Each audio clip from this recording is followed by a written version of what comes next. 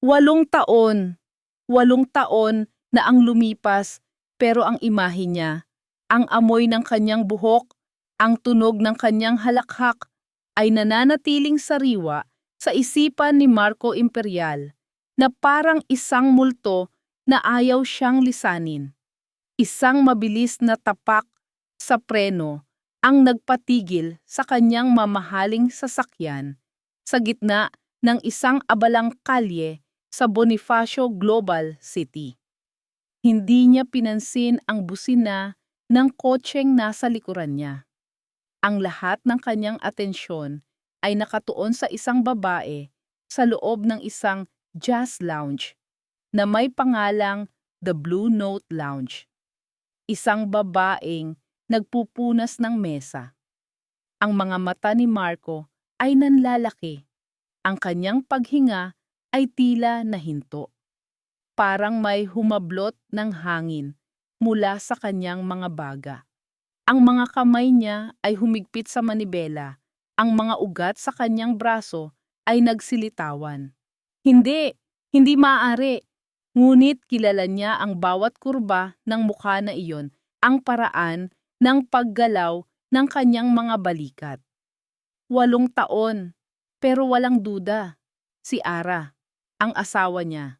Ang babaeng basta na lang umalis isang umaga at iniwan siyang mag-isa sa isang mansyon na puno ng katahimikan at mga pangarap na nawasak.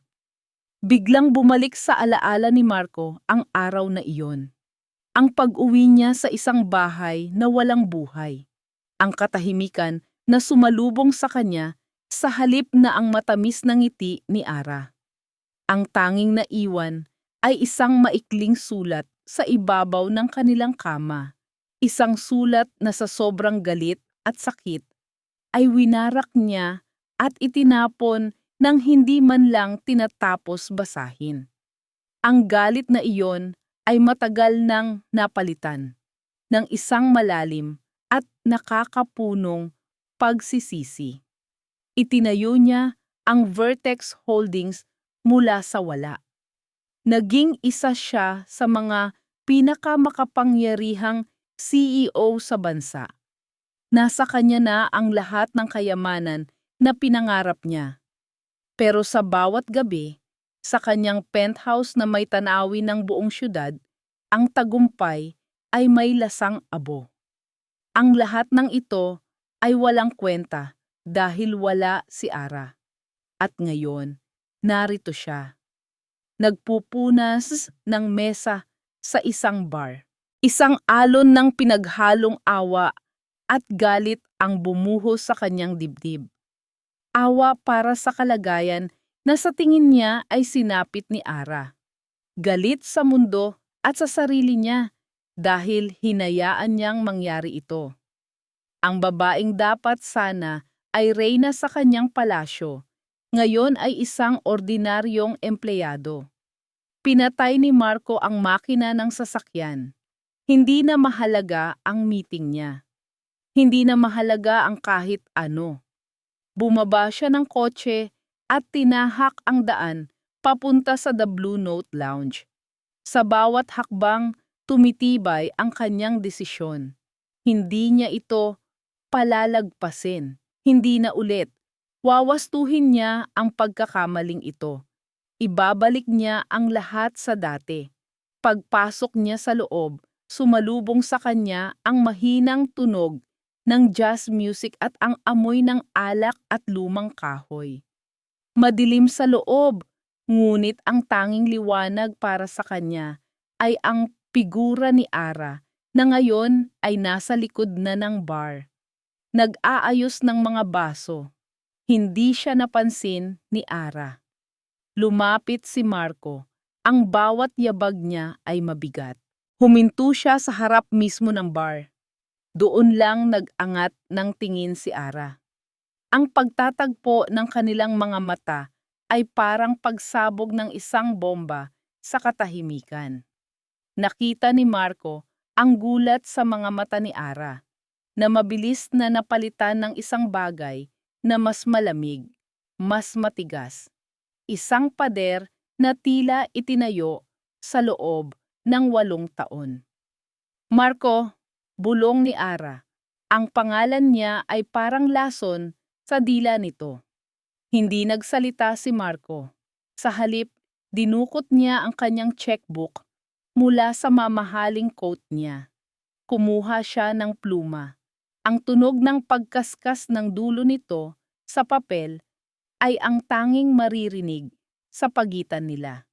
Hindi niya ito nilagyan ng pangalan, pero nilagyan niya ng halaga.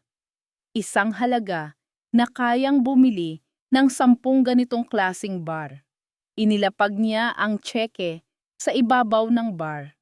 Sa pagitan nilang dalawa, isang puting piraso ng papel na kumakatawan sa lahat ng kanyang kapangyarihan at pagsisisi. Tumingin si Ara sa tseke. Pagkatapos ay sa kanya, ang kanyang mukha ay isang blangkong maskara. Huminga ng malalim si Marco. Sa isip niya, ito ang tamang gawin. Ito ang paraan para ayusin ang lahat. Ito ang paraan para iligtas siya. Umalis ka na dito, sabi ni Marco. Ang kanyang boses ay kalmado, ngunit puno ng awtoridad na sanay siyang gamitin sa kanyang company. Ito ang presyo ng iyong kalayaan. Sapat na ba yan? Ang umaga para kay Ara Di Malanta ay laging nagsisimula sa iisang tunog. Isang maliit na na boses na puno ng pananabik. Mama, gising na! May araw na po! Napangiti si Ara kahit nakapikit pa. At naramdaman niya ang maliliit na kamay ni Leo na yumuyugyog sa kanyang balikat. Okay, okay. Heto na si Mama, babangon na. Pagmulat niya ng mata, ang masayang mukha ng kanyang 7 taong gulang na anak ang sumalubong sa kanya. Si Leo, ang kanyang araw, ang kanyang buwan, ang kanyang mga bituin. Ang dahilan kung bakit siya bumabangon sa umaga at lumalaban sa bawat araw. 8 taon na siyang nabubuhay para sa batang ito. Mama, pancakes po tayo today. Tanong ni Leo. Ang mga mata nito ay kumikinang sa pag-asa. Pancakes it is, my little boss, sagot ni Ara. Ginulo ang buhok ng anak bago sila sabay na bumangon. Ang kanilang maliit na maliit na apartment sa Quezon City ay simple lang. Pero puno ito ng init at tawanan. Habang naghahanda si Ara ng almusal, si Leo naman ay nagkukuwento tungkol sa kanyang mga kaklase at sa bagong natutunan niya sa school. Ito ang mundo ni Ara. Isang mundong binuo niya mula sa mga piraso ng kanyang nawasak na puso. Isang mundong sapat na para sa kanilang dalawa. Matapos ihatid si Leo sa eskwelahan, dumiretso na si Ara sa kanyang trabaho. Pero hindi siya isang ordinaryong empleyado. Ang The Blue Note Lounge ay hindi lang isang lugar na pinapasukan niya. Ito ay isang pangarap na itinayo niya, kasama ang kanyang matalik na kaibigan. Mula sa isang luma at abandonadong espasyo, pinalago nila ito at ginawang isang kilalang jazz lounge sa lugar. Bawat sulok ng lugar na iyon, mula sa mga painting na nakasabit sa dingding hanggang sa klase ng alak na siniserve, ay may piraso ng kanyang pagkatao. Dito, siya si Ma'am Ara, ang respetadong manager at co-owner. Isang babaeng malakas, independyente, at may kontrol sa kanyang buhay. Kaya naman, nang mag-angat siya ng tingin mula sa pag-aayos ng mga baso at makita ang isang multo mula sa kanyang nakaraan na nakatayo sa harap niya, ang buong mundo niya ay tila huminto sa pag-ikot.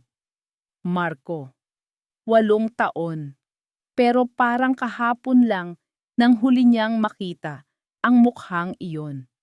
Ang parehong matang minsan niyang minahal ng higit pa sa kanyang buhay.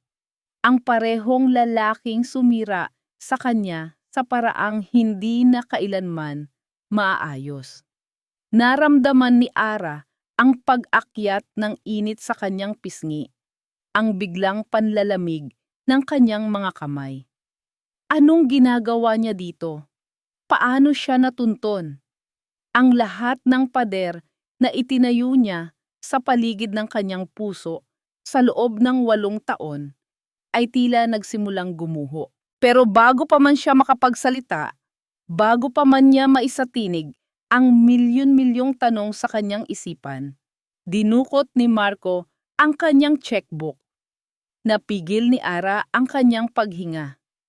Nakita niya ang pagpirma ni Marco. Ang paglalagay nito ng isang halaga na hindi niya nais malaman. At pagkatapos, ang paglapag nito sa tseke sa ibabaw ng bar. Isang tseke, parang isang sampal. Isang napakalakas na sampal na hindi tumama sa kanyang pisngi, kundi sa mismong kaluluwa niya. Ang tingin ni Marco ay puno ng isang bagay na kinasusuklaman ni Ara. Awa. Para bang isa siyang pulubi na kailangang sagipin. Sa isang iglap, ang lahat ng sakit at galit na sinubukan niyang ibaon sa loob ng 8 taon ay sumabog sa kanyang kalooban. Umalis ka na dito, sabi ni Marco. Ito ang presyo ng iyong kalayaan. Sapat na ba yan? Kalayaan. Napatingin si Ara sa tseke. Isang pirasong papel na sumisimbolo sa lahat ng mali kay Marco. Ang paniniwala niya na lahat ng bagay, pati ang mga tao, ay may presyo. Ang paniniwala niya na kayang ayusin ng pera ang lahat ng kanyang pagkukulang. Isang mapait na ngiti ang gumuhit sa labi ni Ara. Isang ngiti na hindi umabot sa kanyang mga mata. Dahan-dahan, itinuwid niya ang kanyang likod, ipinararamdam ang dignidad na 8 taon niyang pinaghirapang buuin muli. Hindi niya sinagot si Marco. Sa halip, lumingon siya sa kanyang staff na si Ben, na nagmamasid mula sa malayo.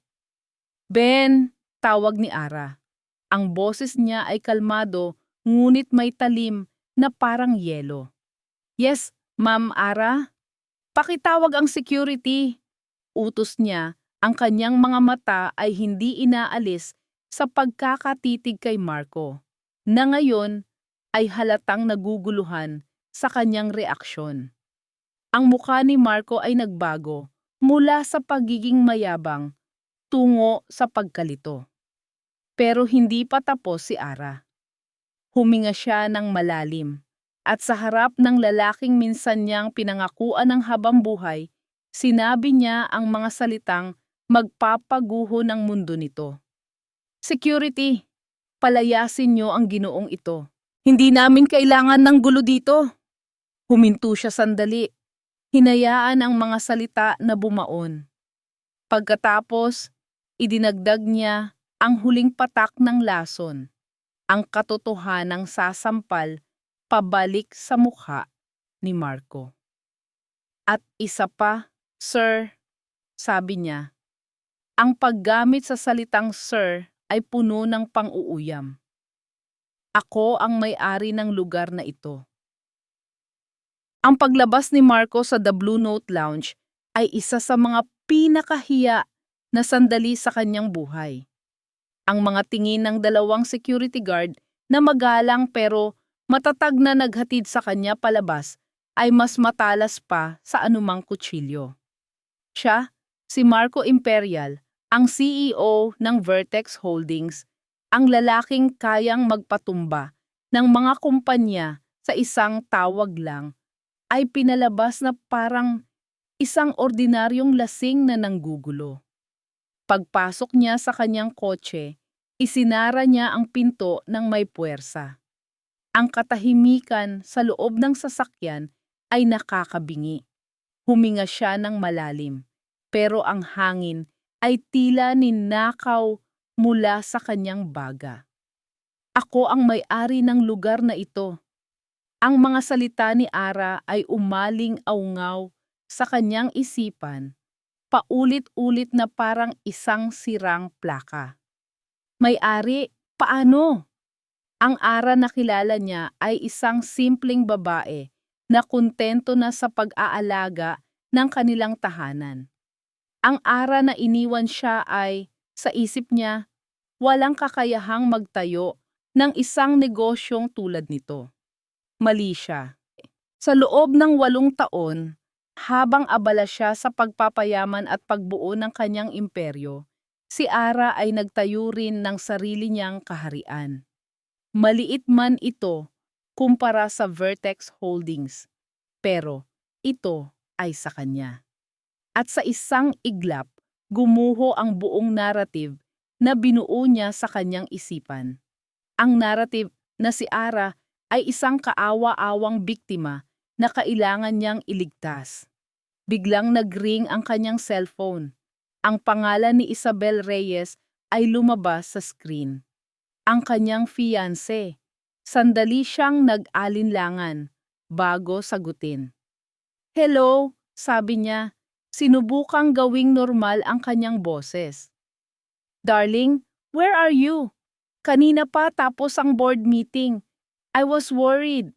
Malambing na sabi ni Isabel sa kabilang linya.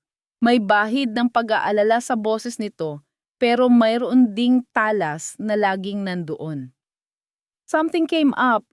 I had to handle it." Maikling sagot ni Marco. Ang mga mata ay nakatitig pa rin sa entrance ng lounge. "Is everything okay? You seem distant," usisa ni Isabel. Kilala siya nito. Masyado siyang kilala. "I'm fine, Isabel. Just a little tired. I'm on my way home." Pagsisinungaling niya. "All right, see you at home then. I love you." "Yeah," sagot lang ni Marco bago ibaba ang tawag. Hindi niya kayang umuwi. Hindi pa. Hindi habang ang isipan niya ay puno ng pagkalito. Kailangan niya ng mga sagot. Sino si Ara ngayon? Ano ang nangyari sa kanya sa loob ng 8 taon? Sa isang biglaang desisyon, pinaandar niya ang sasakyan. Pero hindi pa uwi sa kanyang penthouse sa BGC. Nagmaneho siya papunta sa direksyon ng Quezon City, sa lumang address na nakatatak pa rin sa kanyang alaala, umaasan na baka sakaling doon pa rin ito nakatira. Habang papalayo siya sa makikinang na gusali ng BGC, pakiramdam niya ay pumapasok siya sa ibang mundo. Ang mundo ni Ara. Ipinark niya ang kanyang sasakyan sa isang di kapansin-pansing kanto. Ilang metro ang layo mula sa isang maliit na apartment building na mukhang luma pero malinis. Naghintay siya. Hindi niya alam kung ano ang hinihintay niya, pero alam niyang hindi siya aalis hanggat walang nakikita. Makalipas ang halos 1 oras, natanaw niya ang isang pamilyar na figura na naglalakad sa kabilang kalye. Si Ara. May dala siyang mga grocery bag, pero hindi siya nag-iisa. May kasama siyang isang maliit na batang lalaki. Nakatayo lang si Marco sa malayo, nanonood habang naglalakad ang dalawa. Ang bata ay masayang nagkukwento, habang si Ara ay nakikinig ng may ngiti sa kanyang mga labi. Isang ngiti na hindi kailanman nakita ni Marco sa lounge kanina. Isang ngiti na puro, totoo, at puno ng pagmamahal. Biglang nadapa ang bata. Mabilis na ibinaba ni Ara ang mga dala-dala at dinaluhan ang anak. Walang iyak. Sa halip tumawa lang ang bata habang tinutulungan siya ng ina na tumayo. At sa pagtawa ng batang iyon, huminto ang mundo ni Marco. Ang paraan ng pagkurba ng mga labi nito kapag ngumingiti Iyon ang ngiti niya. Itinaas ng bata ang kanyang mukha para kausapin si Ara at sa sandaling iyon, nasinagan ng papalubog na araw ang mukha nito. Ang mga matang iyon, ang hugis ng ilong, ang buong itsura. Parang nakatingin siya sa sarili niyang litrato noong bata pa siya. Isang malamig na kuryente ang gumapang sa buong katawan ni Marco. Ang tibok ng kanyang puso ay umalingaw-ngaw sa kanyang mga tainga. Ang mga numero, ang mga taon ay nagsimulang maglaro sa kanyang isipan. 8 taon na ang nakalipas. Ang bata ay mukhang nasa 7 o 8 taong gulang. Hindi maaari. Pero habang pinapanood niya si Ara na yakapin ang bata at halikan ito sa noo, isang katotohanan ang unti-unting sumasampal sa kanya. Isang katotohanang mas malaki pa sa pagiging may-ari ni Ara ng isang bar. Isang katotohanang babago sa lahat. Nanginginig ang kanyang mga kamay. Napahawak siya sa manibela para suportahan ang sarili. Ang kanyang paghinga ay mababaw at mabilis. Tinitigan niya ang mag-ina na ngayon ay papasok na sa apartment building. Hanggang sa mawala sila sa kanyang paningin. Naiwan siyang mag-isa sa loob ng kanyang kotse, sa gitna ng isang dayuhang lugar na may isang tanong na sumisigaw sa kanyang kaluluwa. Sa isang nanginginig na bulong na tanging siya lang ang nakarinig, tinanong niya ang kawalan. Anak ko? Ang insidente sa The Blue Note Lounge ay nag-iwan ng isang lamat sa maingat na itinayong mundo ni Ara. Sa mga sumunod na araw, pakiramdam niya ay laging may isang pares ng matang nakamasid sa kanya. Isang anino na sumusunod sa bawat galaw niya. Hindi niya ito nakikita, pero nararamdaman niya. At alam niyang si Marco iyon. Ang kapayapaan na 8 taon niyang iningatan ay unti-unting napapalitan ng kaba. Sa tuwing ihahatid niya si Leo sa eskwelahan, sumusulyap siya sa bawat kotse na nakaparada sa kalye. Sa gabi, bago matulog, tinitiyak niyang nakalak ang lahat ng pinto at bintana. Ang takot na nararamdaman niya ay hindi takot para sa kanyang sarili. Ito ay takot para kay Leo. Si Leo ang kanyang santuwaryo, ang tanging bagay na sagrado sa kanyang buhay. At gagawin niya ang lahat para protektahan ito, kahit pa ang ibig sabihin niyon ay ang muling harapin ang lalaking nagdulot sa kanya ng pinakamatinding sakit. Isang umaga, matapos niyang ihatid si Leo, alam niyang hindi na niya matatakasan ang paghaharap na ito. Habang naglalakad siya pabalik sa kanyang sasakyan, isang pamilyar na itim na kotse ang huminto sa kanyang tapat. Bumukas ang pinto at lumabas si Marco. Hindi na siya ang aroganteng CEO na pumasok sa kanyang bar. Ang Marco na nasa harap niya ngayon ay may bahid ng pagod sa mga mata. Ang kanyang mamahaling suit ay tila bahagyang gusot. May desperasyon sa kanyang anyo na hindi pa nakikita ni Ara dati. Ara, sandali, mag-usap tayo. Pakiusap ni Marco. Ang boses ay mababa at seryoso. Huminto si Ara, ngunit hindi siya lumapit. Nanatili siyang nakatayo sa gilid ng kalsada. Ang kanyang mga braso ay nakakrus sa kanyang dibdib. Isang depensa. Isang pader. Wala tayong dapat pag-usapan, Marco. Malamig niyang sagot. Meron, Ara. Meron tayong dapat pag-usapan. Giit ni Marco, humakbang siya palapit. Nakita ko siya, ang bata. Naramdaman ni Ara ang pagbilis ng tibok ng kanyang puso. Ito na nga, ang kinatatakutan niya. Lumayo ka sa anak ko, mariin niyang sabi, ang bawat salita ay may diin. Hindi pinansin ni Marco ang kanyang babala. Ang kanyang mga mata ay puno ng isang emosyon na hindi mabasa ni Ara. Isang halo ng sakit, pag-asa at pagkalito. Ara, please, kailangan kong malaman. Ang alin, Marco? Ang alin ang kailangan mong malaman? Tumataas na ang boses ni Ara. Kung bakit hindi kita hinanap? Kung bakit hindi ko sinabi sa'yo? Dahil nasaan ka noong kailangan kita?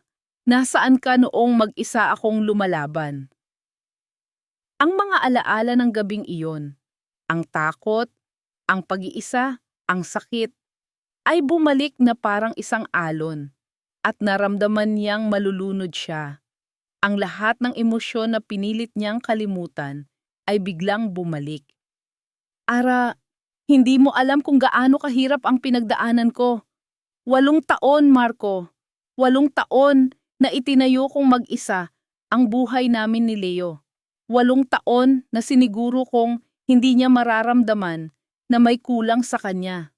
At ngayon, bigla ka na lang susulpot at guguluhin ang lahat? Hindi ko guguluhin. Gusto ko lang. Natigilan si Marco, tila naghahanap ng tamang salita. Gusto ko lang malaman ang totoo. Napatingin si Ara sa mga mata ni Marco. Sa isang saglit, nakita niya ang lalaking minsan niyang minahal, pero mabilis na napalitan iyon ng imahe ng lalaking wala sa kanyang tabi noong pinakakailangan niya ito. Anak ko ba siya, Ara? Tanong ni Marco. Ang kanyang boses ay halos isang bulong na puno ng pakiusap. Huminga ng malalim si Ara. Hinugot ang lahat ng lakas na natitira sa kanya. Tinitigan niya si Marco ng diretso sa mata. Ang kanyang sariling mga mata ay naging kasing tigas ng bato. Wala kang anak sa akin, Marco. Ang bawat salita ay isang kasinungalingan. Pero para kay Ara, ito ay isang katotohanang kailangan niyang panindigan para mabuhay. Ang pagsisinungaling na ito ang naging kalasag niya sa loob ng maraming taon. Nakita niya ang sakit sa mga mata ni Marco, ang pagbagsak ng kanyang mga balikat. Nasaktan niya ito, alam niya. Pero mas matindi ang takot niya na baka saktan din ni Marco si Leo sa parehong paraan na sinaktan siya nito noon. Sa pamamagitan ng pag-alis, ng pagiging abala, ng pagiging wala. Huwag ka nang lalapit sa amin, pagpapatuloy ni Ara. Ang boses niya ay nanginginig na sa pinipigilang emosyon. Kung makita pa kitang malapit sa eskwelahan ng anak ko, o sa bahay namin, o kahit saan, tatawag ako ng pulis. Malinaw ba? Tumalikod si Ara. Hindi na hinintay ang sagot ni Marco. Naglakad siya palayo ng hindi lumilingon. Sa bawat hakbang, nararamdaman niya ang pagbigat ng kanyang dibdib. Sa bawat hakbang, nararamdaman niya ang pagtulo ng mga luhang kanina pa niya pinipigilan. Nakarating siya sa kanyang kotse at mabilis na pumasok sa loob. Doon, sa kaligtasan ng kanyang sasakyan, hinayaan niyang bumuhos ang lahat. Umiyak siya hindi lang dahil sa paghaharap nila ni Marco, kundi dahil sa lahat ng sakit ng nakaraan na muling nabuksan. Gabi na nang makauwi siya. Si Leo ay mahimbing nang natutulog. Hinalikan niya ito sa noo at umupo sa tabi ng kama. Pinagmamasdan ang payapang mukha ng kanyang anak. Dito siya kumukuha ng lakas. Bago siya humiga sa tabi ni Leo, may biglang itinanong ang bata sa kalagitnaan ng pagkakatulog nito. Ang boses ay malambing at puno ang inosente. Mama! Bulong ni Leo. Bak mama, bulong ni Leo. Bakit po laging malungkot yung uncle na laging nakatingin sa atin sa labas ng school? Natigilan si Ara. Ang tanong ng kanyang anak ay parang isang punyal na biglang tumusok sa kanyang dibdib. Malamig at matalim. Ang hangin ay tila ninakaw mula sa kanyang mga baga. Napansin na pala ni Leo. Sa lahat ng kanyang pag-iingat, sa lahat ng kanyang pagtatangkang protektahan, ang kanilang maliit na mundo, hindi niya naisip na ang matalas na mata ng isang bata ay makikita ang aninong pilit niyang tinatakbuhan. At ang mas masakit pa, hindi takot o pagtataka ang nakita ni Leo kay Marco, kundi kalungkutan. Isang malungkot na angkel. Napatingin si Ara sa natutulog na mukha ng kanyang anak at isang luhang hindi niya napigilan ang pumatak sa kanyang pisngi. Ang pader na itinayo niya sa paligid ng kanyang puso ay hindi pala sapat na mataas. At ngayon, natatakot siyang ang kalungkutan ng lalaking iyon ay dahan-dahang gumagapang papasok, handang sirain ang lahat ng pinaghirapan niyang buuin. Hindi niya alam kung paano sasagutin ang tanong ni Leo. Hindi niya alam kung ano ang gagawin sa katotohanang mas malapit na si Marco kaysa sa inaakala niya. Ang alam lang niya, ang laban na ito ay nagsisimula pa lang. Ting, wala kang anak sa akin, Marco. Ang mga salitang iyon ay paulit-ulit na tumatatak sa isipan ni Marco. Mas masakit sa bawat pag-uulit. Isang kasinungalingan. Alam niya, nararamdaman niya sa kaibuturan ng kanyang kaluluwa na kasinungalingan iyon. Ngunit ang paraan ng pagkakasabi ni Ara, ang tigas ng kanyang mga mata, ay sapat na para magtanim ng isang butil ng pagdududa sa kanyang puso. Ang mga sumunod na araw ay naging isang impyerno para kay Marco. Sa umaga, isa siyang makapangyarihang CEO, nagpapatakbo ng mga meeting at gumagawa ng mga desisyon na nagkakahalaga ng bilyon-bilyon. Pero sa gabi, isa lang siyang lalaking binabagabag ng imahe ng isang batang may ngiti na katulad ng sa kanya. Ang pagbabago sa kanyang kilos ay hindi nakaligtas sa matalas na pakiramdam ni Isabel Reyes. May problema ba, darling? Tanong ni Isabel isang gabi habang naghahapunan sila sa isang mamahaling restaurant.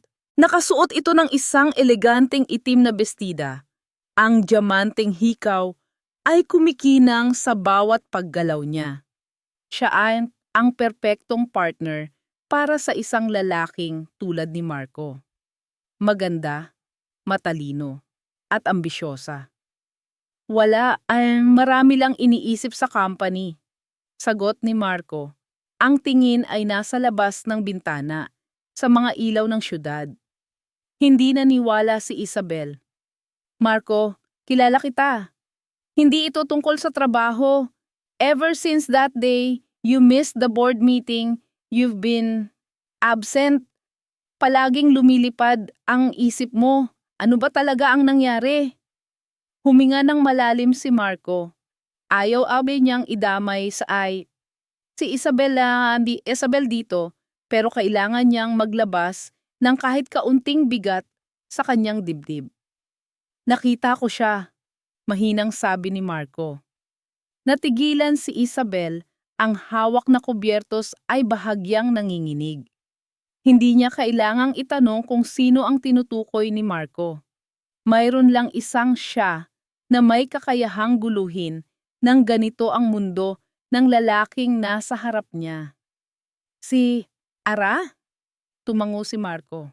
Isang malamig na kaba ang gumapang sa dibdib ni Isabel. Ngunit hindi niya ito ipinahalata. Sa halip, inilagay niya ang kanyang kamay sa ibabaw ng kamay ni Marco. "Oh, darling, saan? Kamusta na siya?" Ang kanyang boses ay puno ng pagkukunwaring simpatya.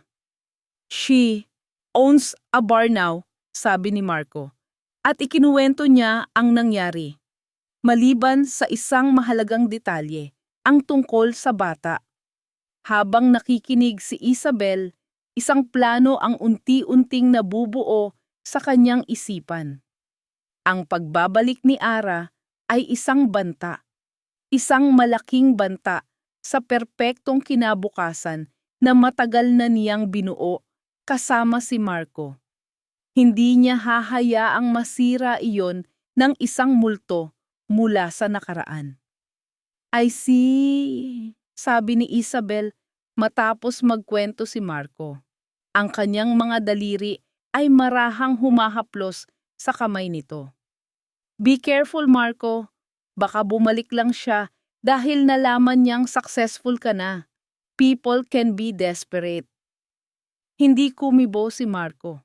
Yun din ang isang maliit na bahagi ng kanyang isipan na bumubulong sa kanya, ngunit ayaw niyang paniwalaan. "And now you're feeling guilty and she might use that against you." Patuloy ni Isabel, ang kanyang mga salita ay maingat na pinili, parang mga patak ng lason. Baka ginagamit lang niya ang sitwasyon para makuha ang gusto niya. "You have to protect yourself and our future." Ang mga salita ni Isabel ay tumama sa isang bahagi ng pagkatao ni Marco. Ang pagiging negosyante niya, ang pagiging maingat at laging may pagdududa. Kinabukasan, may ginawa si Isabel. Sa isang malaking charity ball na dinaluhan nilang dalawa, siniguro ni Isabel na may isang photographer mula sa isang kilalang society magazine ang makakakuha ng perpektong litrato. Isang litrato nila ni Marco na magkayakap. Ang mga ngiti ay abot tenga, mukhang pinakamasayang magkasintahan sa buong mundo. Ipinadala niya ito sa editor na kaibigan niya, kasama ang isang maikling caption. CEO Marco Imperial and fiancé Isabel Reyes, proving that true love is the best foundation for success. Samantala, sa The Blue Note Lounge, abala si Ara sa pag-aasikaso ng inventory nang biglang tumunog ang kanyang cellphone. Isang mensahe mula sa kanyang kaibigan at business partner na si Clara. "Girl, nakita mo na ba to?" Kasama ng isang link. Nagtatakang binuksan ni Ara ang link. Bumungad sa kanya ang isang online article. At sa ibabaw nito, isang malaking litrato. Si Marco at isang magandang babae, magkayakap, masaya. Ang caption sa ilalim ay parang isang sampal sa kanyang mukha. Fiancé. Nabitawan ni Ara ang kanyang cellphone. Tumama ito sa sahig na may malakas na kalabog, pero hindi niya narinig. Ang tanging naririnig niya ay ang pagbasag-basag ng isang bagay sa loob ng kanyang dibdib. Fiancé. May bago na siyang papakasalan. Siyempre, ano ba ang inaasahan niya? 8 taon na ang lumipas. Karapatan niyang maging masaya. Pero bakit ang sakit? Bakit pakiramdam niya ay muli siyang iniwan? Pinulot niya ang cellphone at tinitigan muli ang litrato. Ang ngiti ni Marco. Ang saya sa mga mata nito. Ang parehong saya na minsan ay para sa kanya lamang. Isang mapait na ngiti ang gumuhit sa mga labi ni Ara. Ngayon, mas malinaw na sa kanya ang lahat. Ang pag-aalok ni Marco ng pera, ang pag-uusisa nito tungkol kay Leo. Hindi iyon dahil sa pagsisisi. Siguro, tulad ng sabi ni Isabel, gusto lang nitong linisin ang kalat ng nakaraan bago magsimula ng bago. Walang nagbago, bulong ni Ara sa kawalan. Ang kanyang boses ay puno ng pait. Hinigpitan niya ang hawak sa cellphone. Ang kanyang mga daliri ay namumuti sa diin. Ganun pa rin siya. At sa sandaling iyon, ang maliit na pag-asa na hindi niya namalayang nabuo sa kanyang puso. Mula nang muli silang magkita, ay tuluyan ng namatay. Napalitan ito ng isang malamig at matigas na desisyon. Kailangan na niya itong tapusin. Isang beses at para sa lahat. Ang litrato ni Marco at Isabel ay parang isang apoy na nagpaalab sa natutulog na galit sa puso ni Ara. Hindi na niya kayang manahimik. Hindi na niya kayang magtago sa likod ng mga pader na itinayo niya. Kailangan niyang harapin si Marco. Kailangan niyang marinig mula mismo dito na tapos na ang lahat para matigil na rin ang sarili niyang kahibangan. Tinext niya si Marco.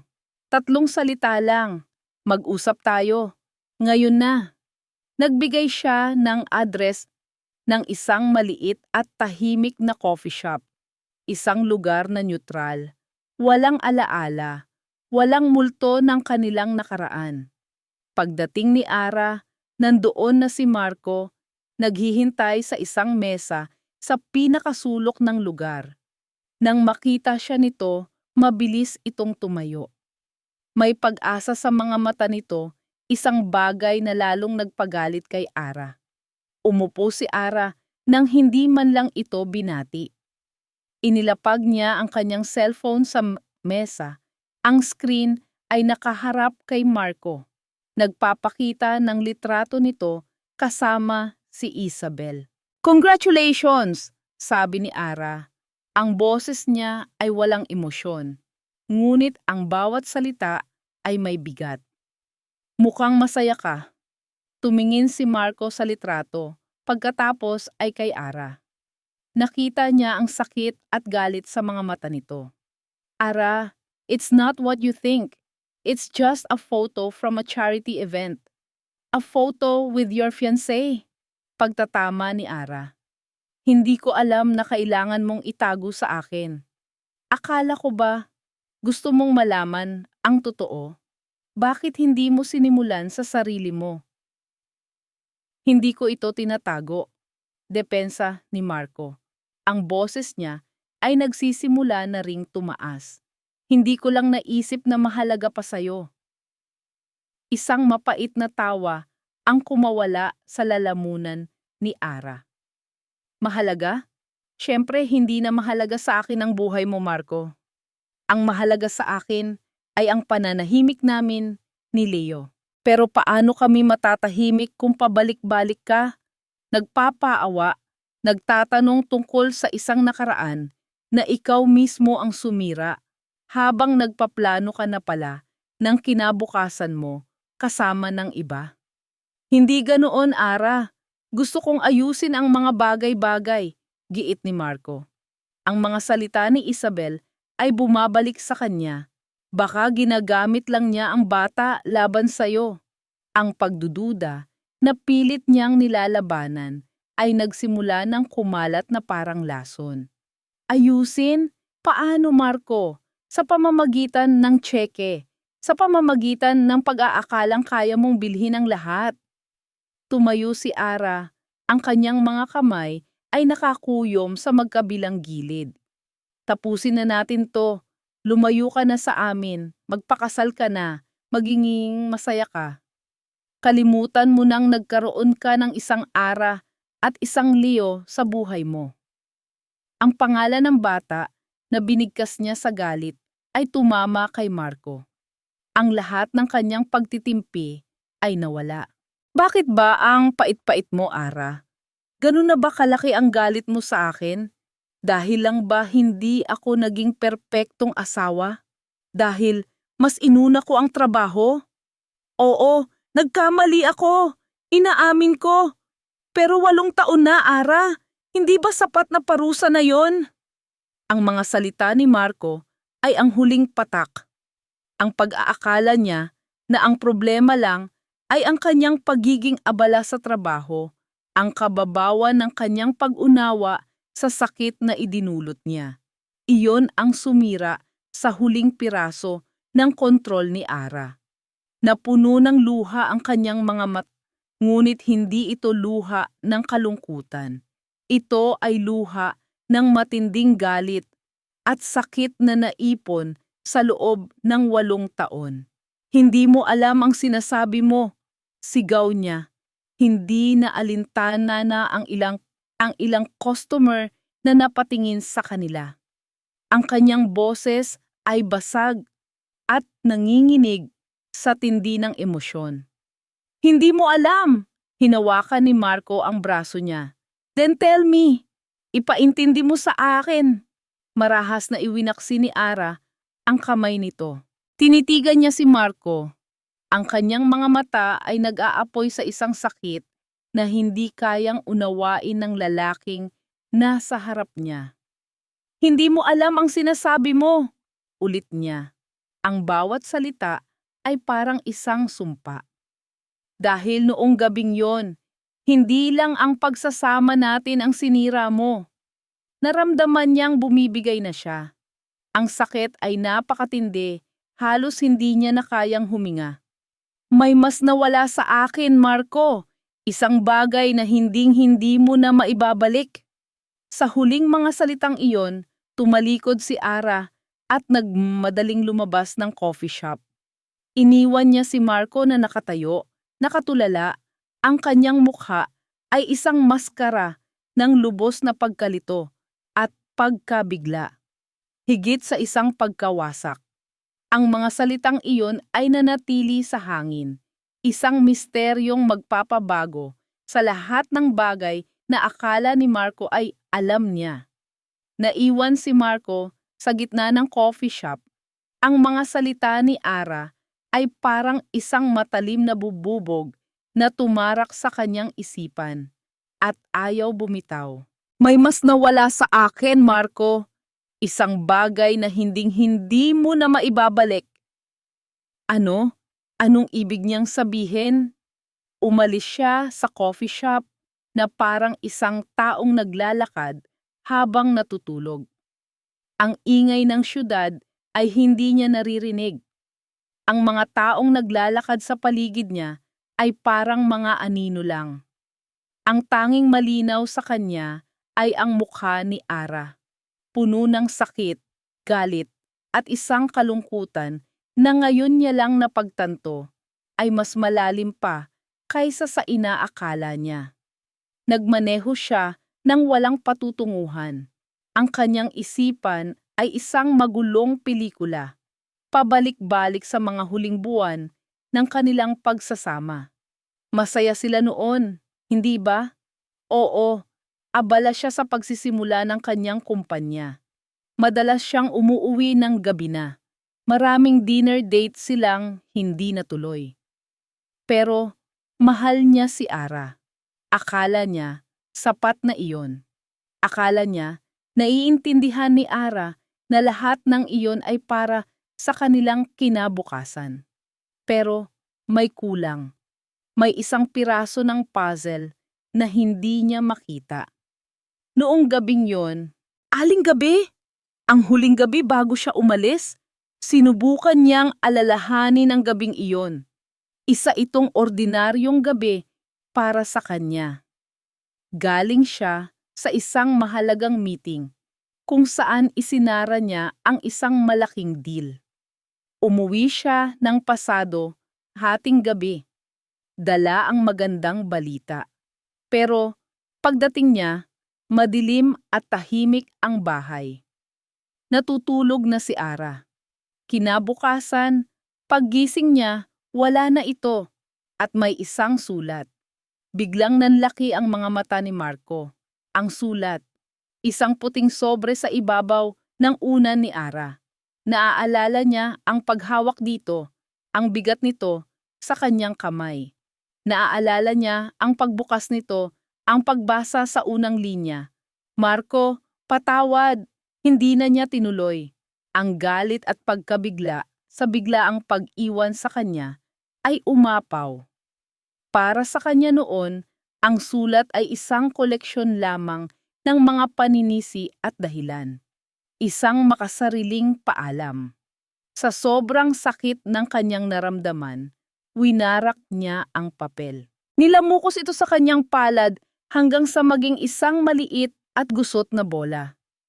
Itinapon niya ito sa basurahan kasama ng lahat ng alaala ni Ara. Pero paano kung mali siya? Paano kung ang sagot sa lahat ng tanong niya ay nasa sulat na iyon? Isang desperadong pag-asa ang biglang bumuhay sa kanya. Nag-U-turn siya sa gitna ng kalsada. Hindi alintana ang mga busina ng ibang sasakyan. May isa lang siyang pupuntahan. Ang lumang bahay ng kanyang mga magulang. Doon, sa isang maalikabok na bodega, nakatago ang ilang mga kahon ng gamit mula sa dati nilang bahay ni Ara. Mga gamit na hindi niya kayang itapon pero hindi rin kayang tingnan. Pagdating niya, hindi na siya nag-abala pang pumasok sa mismong bahay. Dumiretso siya sa bodega sa likod. Ang amoy ng alikabok at lumang papel ang sumalubong sa kanya. Binuksan niya ang ilaw, isang mahinang bombilya na nagbigay liwanag sa mga tore ng mga karton na nababalutan ng agyo. Nagsimula siyang maghalungkat, isa-isang binuksan ang mga kahon, mga lumang libro, mga picture frame na nakabalot sa dyaryo, mga damit ni Ara na naamoy pa rin niya. Bawat bagay ay isang saksak sa kanyang puso, isang paalala ng buhay na winasak niya. Pawis na siya, ang alikabok ay dumidikit sa kanyang balat. Ang pag-asa ay unti-unti nang napapalitan ng pagkabigo. Baka naman naitapon na talaga. Baka ang alaala niya ay isang panaginip lang. Nasa pinakahuling kahon na siya, isang maliit na baul na puno ng mga lumang dokumento at papel. Sa ilalim ng lahat, sa pinakasulok, may nakita siyang isang bagay, isang gusot na bola ng papel. Nanginginig ang mga kamay ni Marco habang dinadampot niya ito.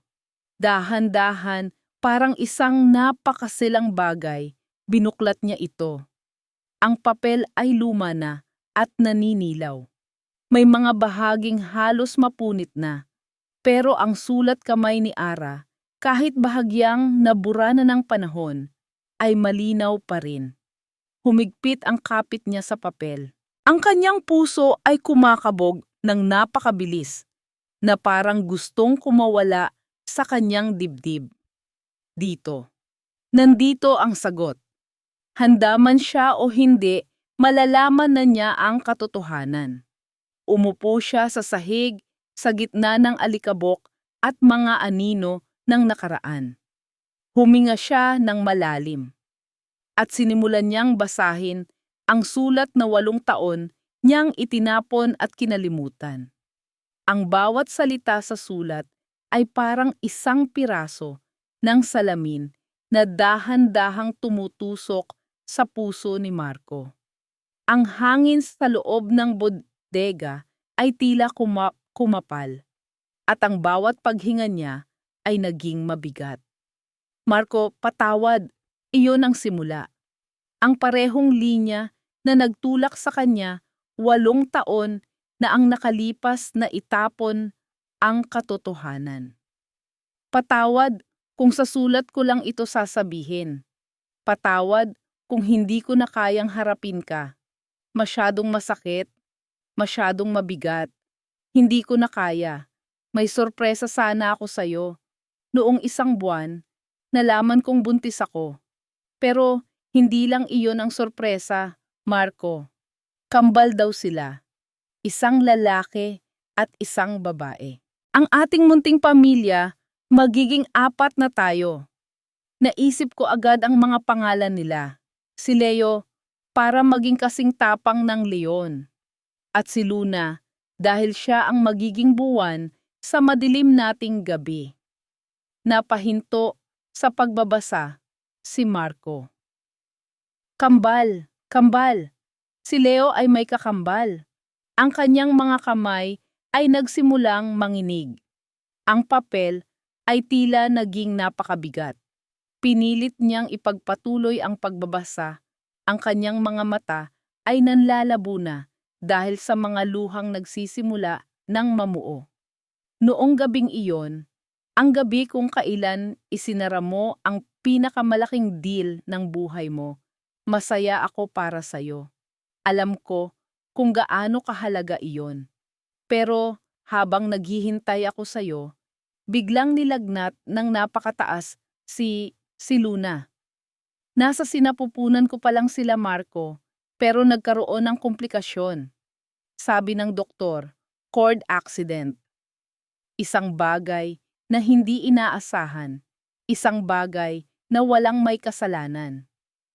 Habang binabasa ni Marco ang mga salitang iyon, isang paralel na eksena ang biglang nabuo sa kanyang isipan.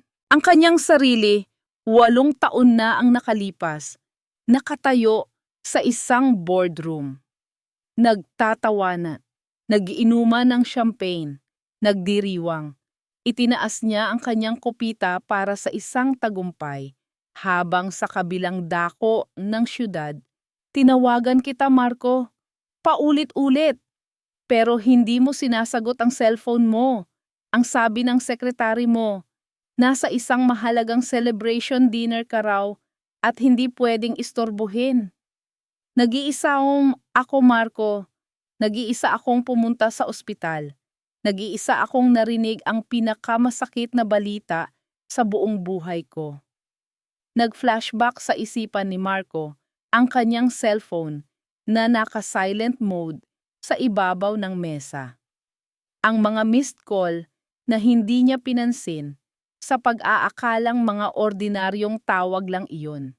Naramdaman niya ang pag-akyat ng asido sa kanyang lalamunan. Gusto niyang sumuka.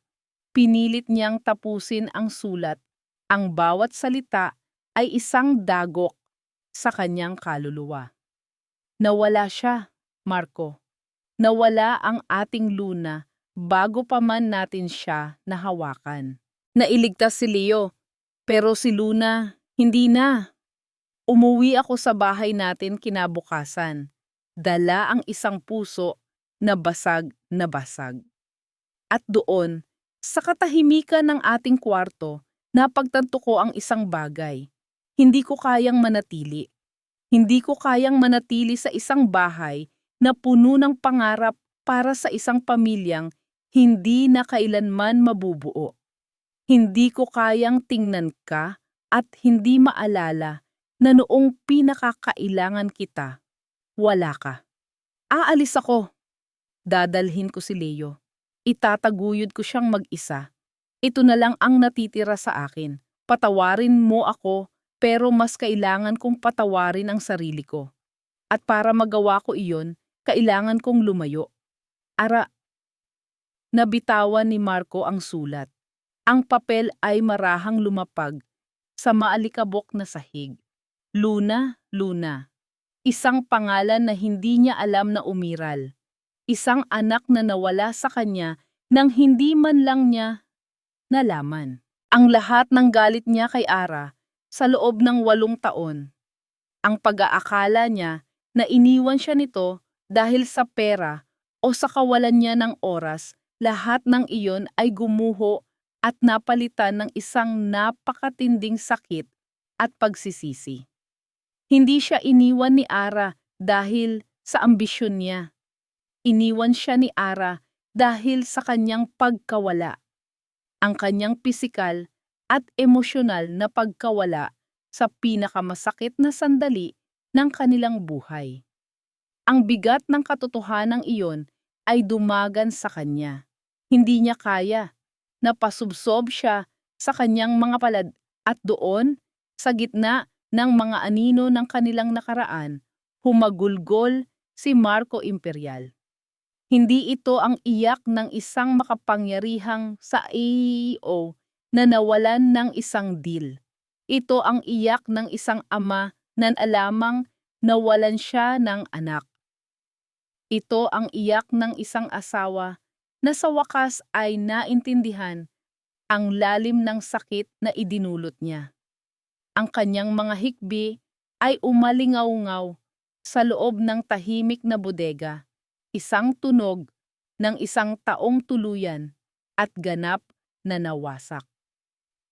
Ang mga araw pagkatapos ng kanilang pagtatalo sa coffee shop ay dumaan sa isang kakaibang katahimikan. Nawala ang pakiramdam ni Ara na may aninong nakamasid sa kanya. Nawala ang itim na kotseng paminsan-minsan niyang natatanaw sa malayo. Nawala si Marco.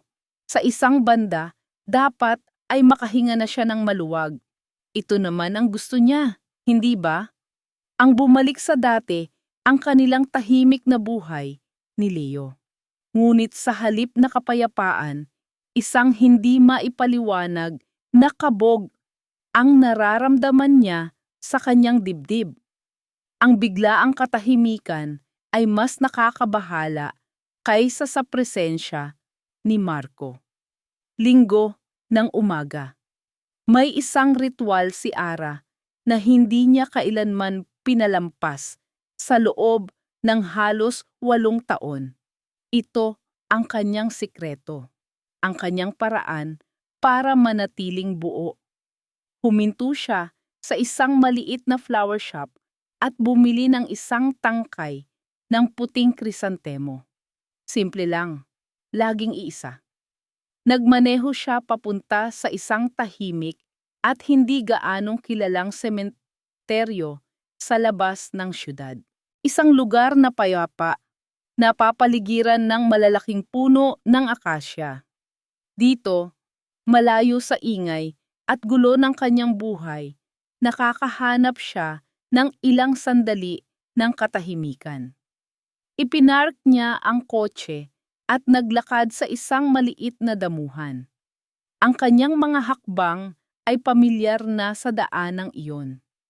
Huminto siya sa harap ng isang maliit at simpleng lapida na nakatago sa ilalim ng lilim ng isang puno. Walang marangyang disenyo, isang pangalan at isang petsa lamang ang nakaukit dito. Luna. Umupo si Ara sa damuhan sa tabi ng puntod. Inilapag niya ang puting bulaklak sa ibabaw nito. Gamit ang panyo mula sa kanyang bulsa, marahan niyang pinunasan ang lapida. Inaalis ang mga alikabok at ilang tuyong dahon na nalaglag dito. "Hay anak," mahinang bulong niya, ang kanyang boses ay puno ng pagmamahal na naipon sa loob ng 1 linggo. "Sorry kung ngayon lang ulit nakadalaw si Mama. Medyo naging magulo ang mga nakaraang araw." Huminga siya ng malalim, inilabas ang lahat ng bigat na kanyang dinadala. "Nagkita kami ng papa mo." Pagpapatuloy niya na parang nagkukuwento lang sa isang kaibigan. "Hindi pa rin siya nagbabago. O baka ako ang hindi nagbabago. Galit pa rin ako, anak. Ang sakit pa rin pala. Akala ko, okay na ako. Akala ko, kaya ko na." Pero isang tingin lang sa kanya, bumabalik lahat.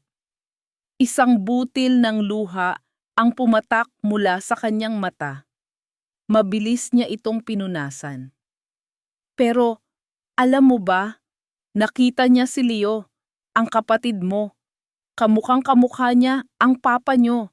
Alam kong darating ang araw na ito, ang araw na magtatanong si Leo, ang araw na kailangan kong harapin ang lahat.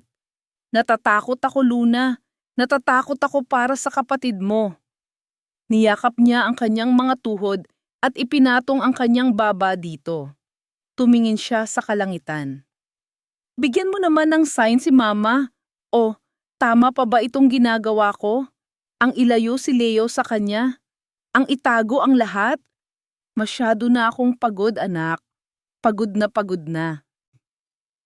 Nanatili siyang nakaupo doon ng ilang minuto. Ninamnam ang katahimikan. Ang lugar na ito ang kanyang santuwaryo. Ang tanging lugar kung saan nararamdaman niyang hindi siya nag-iisa sa kanyang kalungkutan. Bigla, naramdaman niyang may nagbago sa paligid. Isang bahagyang paggalaw sa kanyang peripheral vision. Isang anino na tumakip sa sikat ng araw. Isang presensya. Dahan-dahan, itinaas ni Ara ang kanyang ulo at lumingon sa kanyang likuran. At ang kanyang puso ay tila tumigil sa pagtibok. Nakatayo doon, ilang metro lang ang layo, si Marco. Hindi ito ang Marco na huli niyang nakita. Ang arogansya sa mga mata nito ay wala na. Ang kayabangan sa tindig nito ay napalitan ng isang bigat na parang pasan niya ang buong mundo sa kanyang mga balikat. Ang kanyang mukha ay hindi na nagpapakita ng galit o pag-alito. Puro sakit.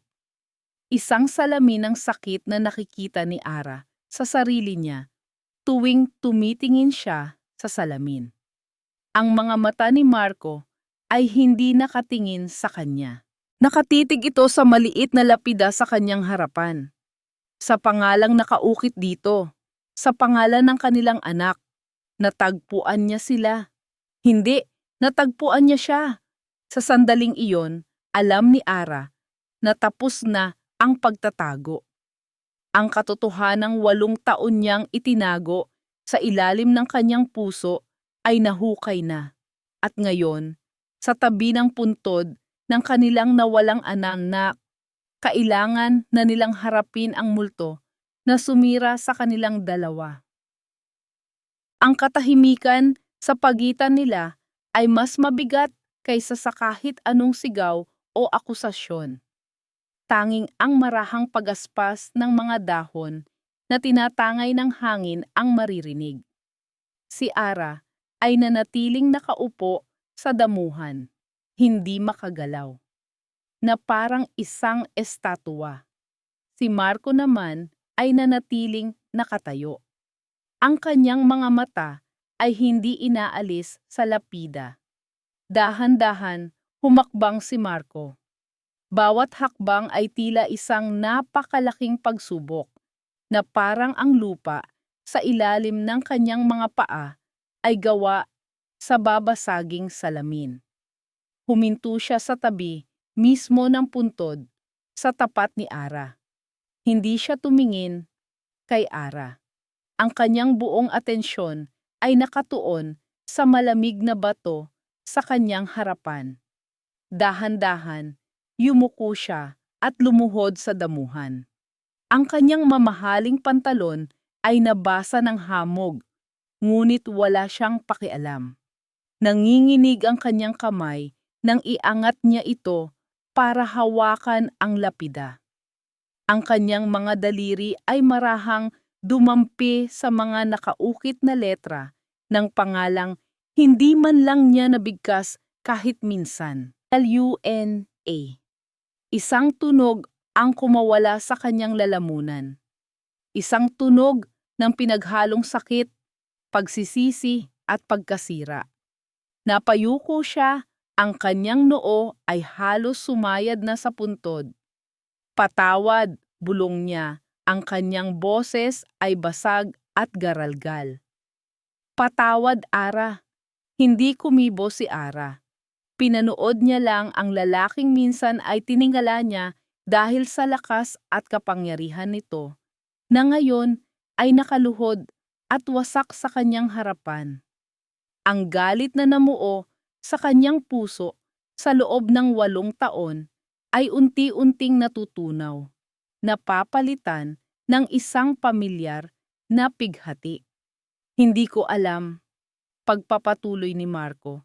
Ang kanyang mga balikat ay nanginginig sa bawat salita. Sa ngalan ng Diyos, Ara, hindi ko alam. Kung alam ko lang, kung sinagot ko lang ang tawag mo, hindi na niya natapos ang sasabihin. Napahagulgol siya. Isang iyak na walang tunog, ngunit ramdam ni Ara ang bawat panginginig ng kanyang katawan. "Patawad anak," sabi ni Marco. Ang kanyang boses ay halos hindi na marinig, nakikipag-usap sa puntod. "Patawad kung wala si Papa. Patawad kung hindi man lang kita nakilala." Sa sandaling iyon, bumigay na rin si Ara. Ang mga pader na 8 taon niyang itinayo para protektahan ang sarili ay gumuho na parang kastilyong buhangin na tinangay ng alon. Ang mga luhang matagal na niyang kinimkim ay bumuhos na mula sa kanyang mga mata. Hindi na niya ito pinigilan.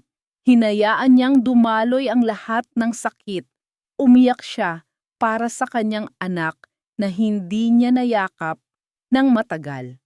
Umiyak siya para sa sarili niya, para sa batang Ara na dumanas ng pinakamasakit na gabi ng kanyang buhay ng mag-isa. At sa kanyang pagtataka, umiyak din siya para kay Marco, para sa ama na hindi nabigyan ng pagkakataong maging ama. Walang nagsalita. Tanging ang tunog ng kanilang mga hikbi ang pumuno sa hangin, 2 kaluluwang sabay na nagluluksa para sa isang bagay na nawala sa kanila. Matapos ang tila isang kawalang hanggan, dahan-dahang nag-angat ng tingin si Marco. Ang kanyang mga mata ay pula at namamaga. Nakita niya ang mga luha sa pisngi ni Ara. Sa wakas, tumingin siya ng diretso sa kanya. Wala nang pagdududa, wala nang galit.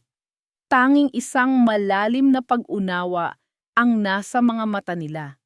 Sa wakas, pagkatapos ng 8 taon, nasa iisang pahina na sila ng kanilang kalungkutan.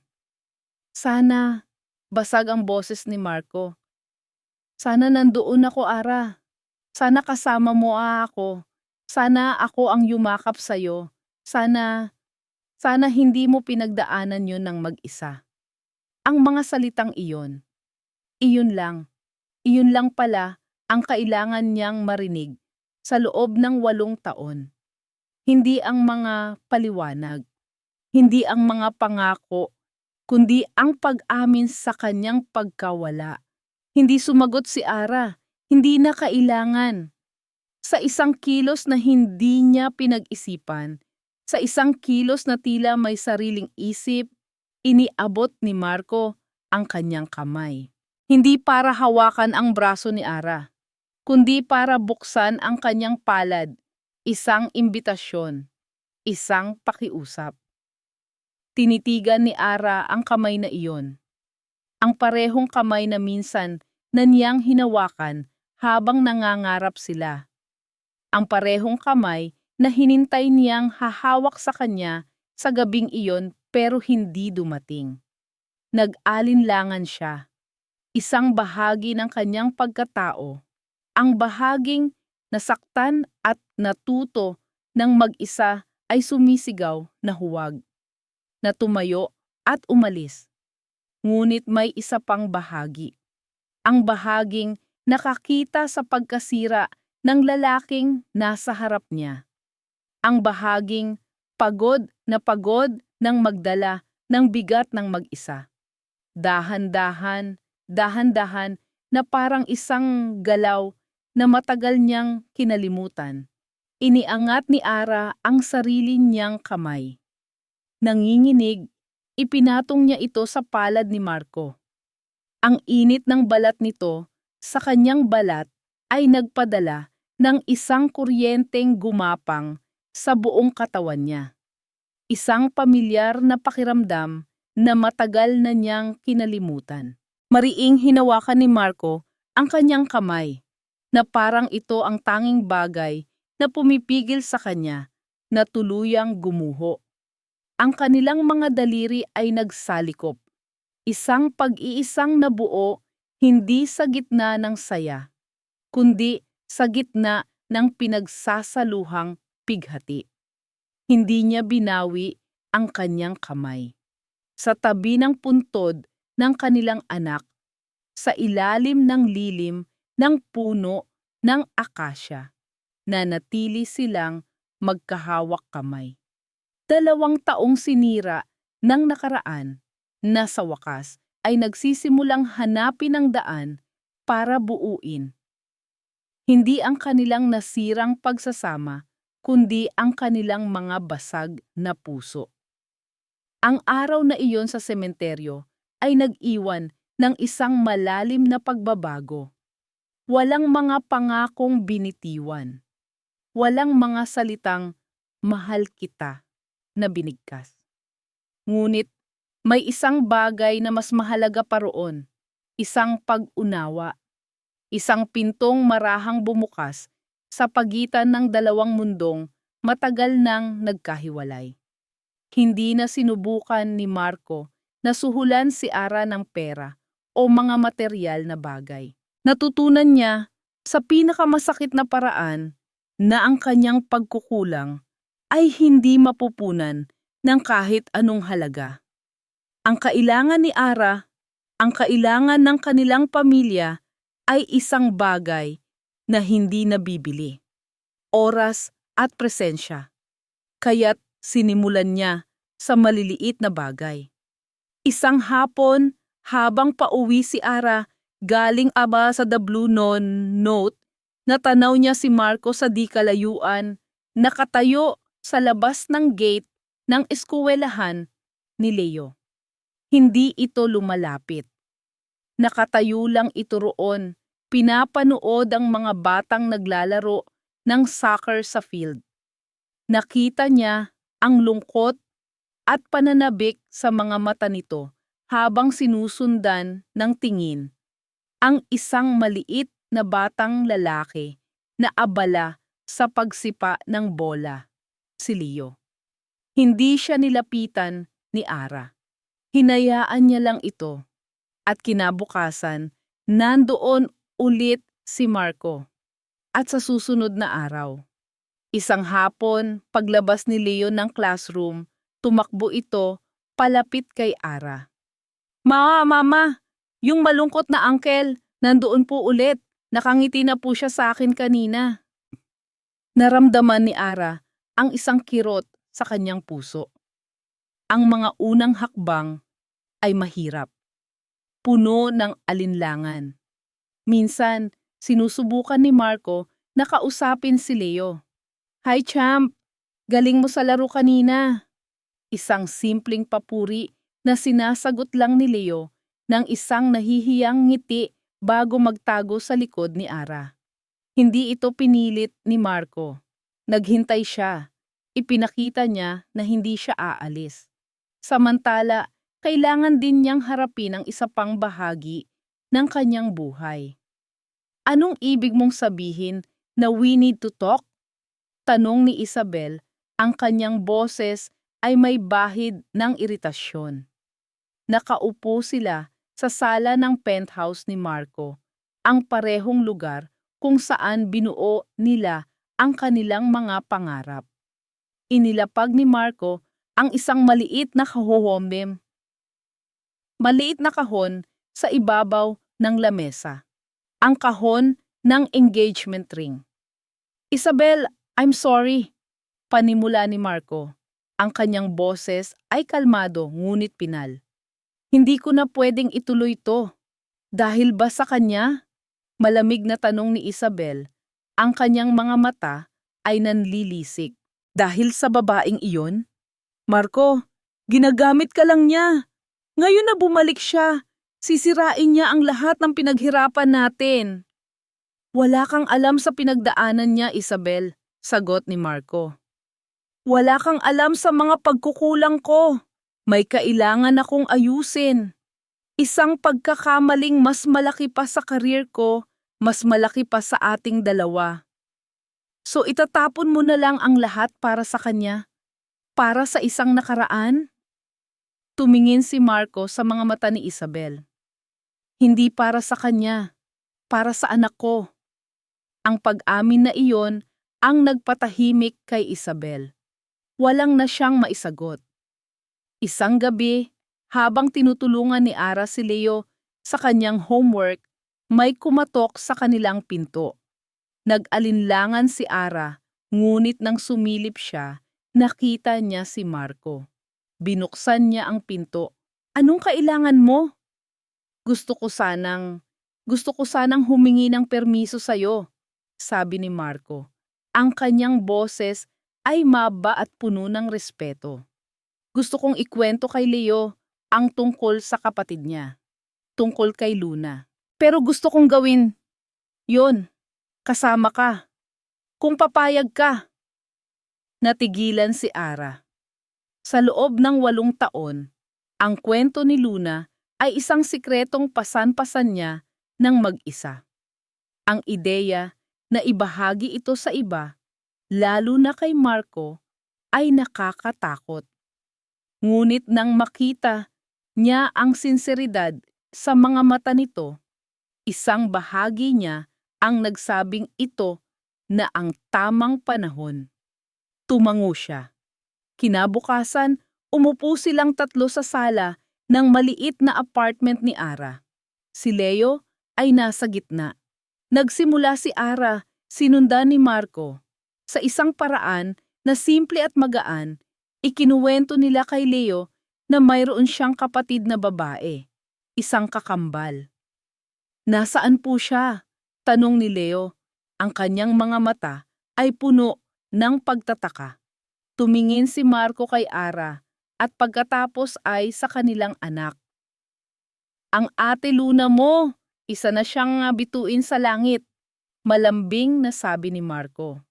Ang pinakamaliwanag na bituin na laging nakabantay sa'yo. Natahimik si Leo, tila pinoproseso ang lahat. Pagkatapos, tumingin siya kay Ara, tapos kay Marco. Isang malawak na ngiti ang unti-unting gumuhit sa kanyang mga labi. So, I have a sister angel, sabi niya. Pagkatapos, sa isang iglap, bumaling siya kay Marco at sa unang pagkakataon, yumakap ito ng mahigpit. Daddy? Niyakap ni Marco pabalik ang bata.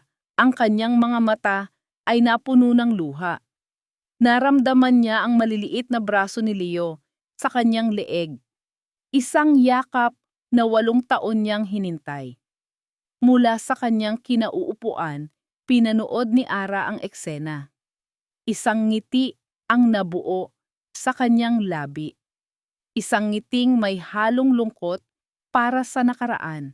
Ngunit sa unang pagkakataon, puno ng pag-asa para sa hinaharap. Lumipas ang ilang buwan. Ang relasyon ni Ara at Marco ay hindi isang fairy tale. Walang biglaang pagbabalik ng matamis na pagmamahalan. Sa halip, ito ay isang serye ng maliliit, tahimik at pinaghirapang mga sandali. Naging parte na ng kanilang routine si Marco.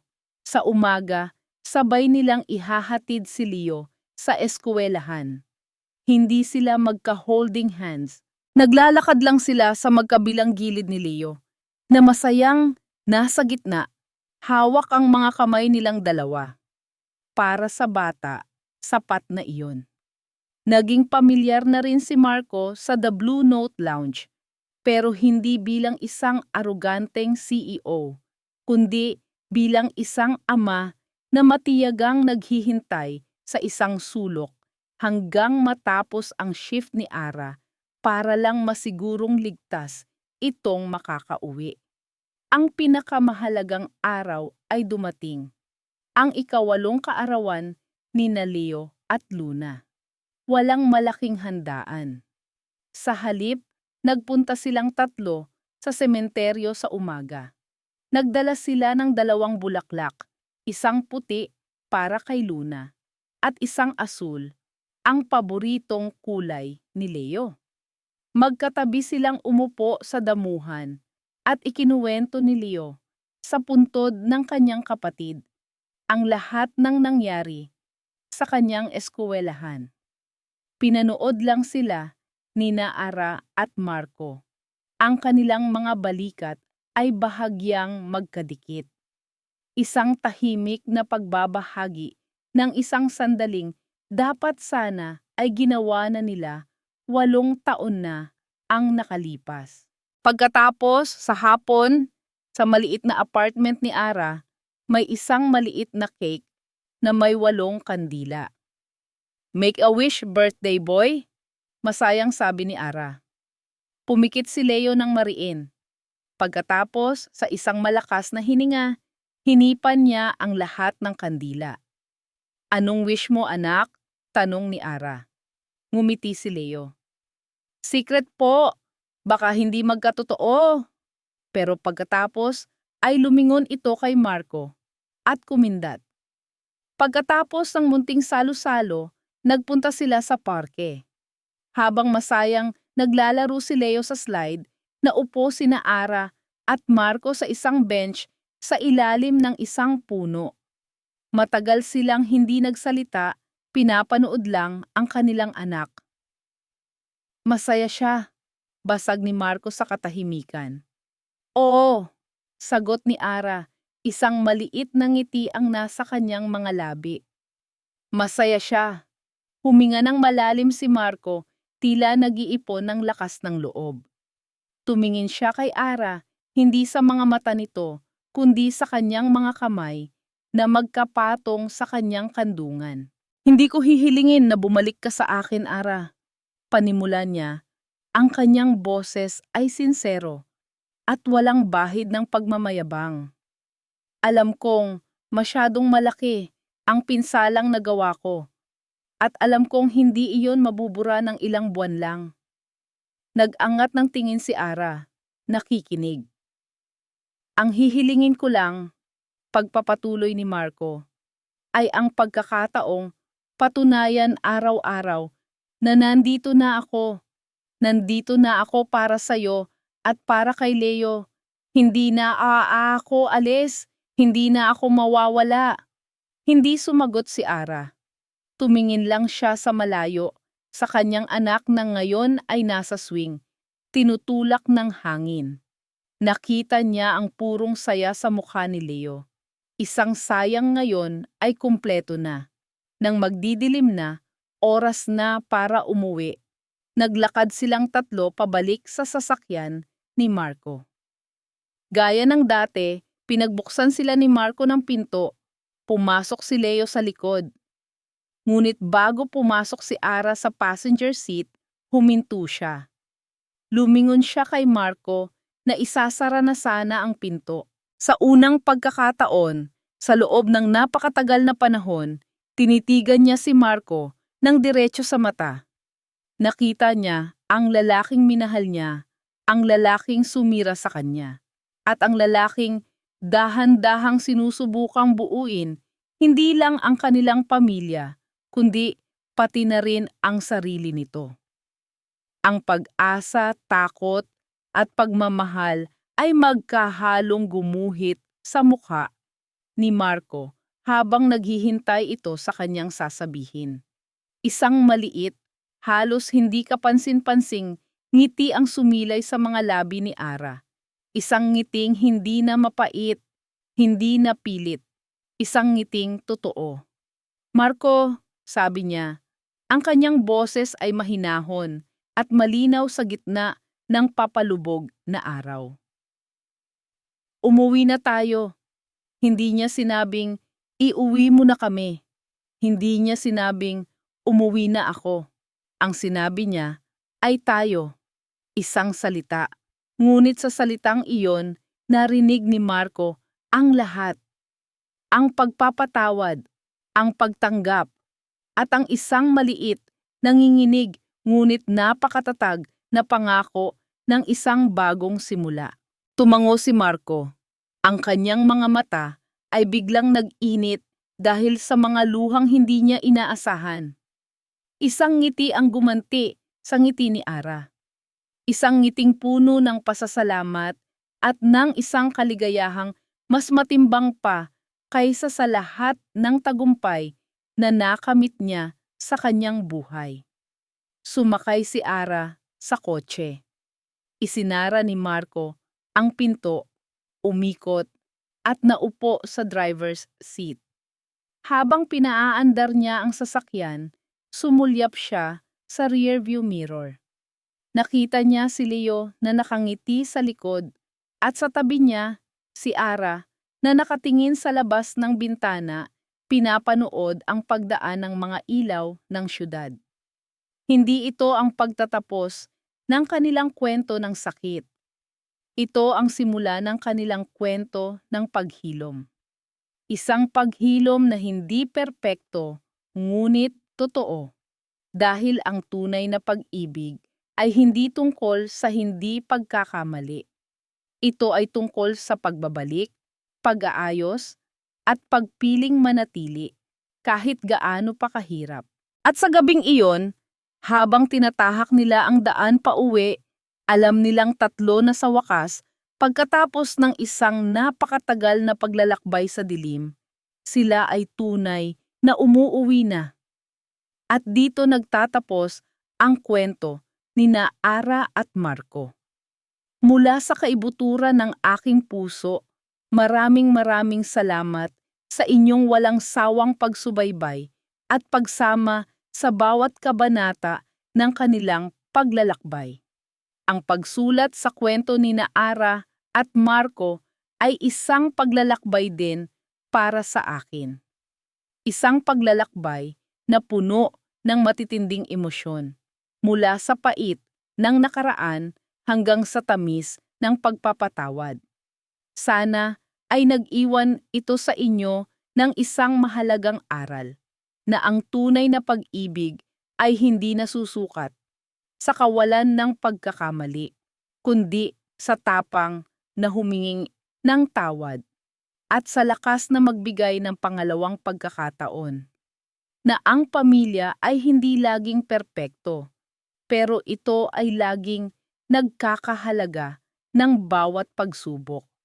At ang pinakamahalagang regalo na maibibigay natin ay ang ating oras at presensya sa mga taong tunay na mahalaga. Ngayon, nais ko namang marinig ang inyong saloobin. Aling bahagi ng kanilang kwento ang pinakatumatak sa inyong puso? Huwag kayong mag-atubiling ibahagi ang inyong mga komento sa ibaba. Sabik na sabik akong mabasa ang mga ito. Hanggang sa ating muling pagsasama sa susunod na kwento ng pag-ibig. Muli, maraming salamat. Hiligi, bawat sandali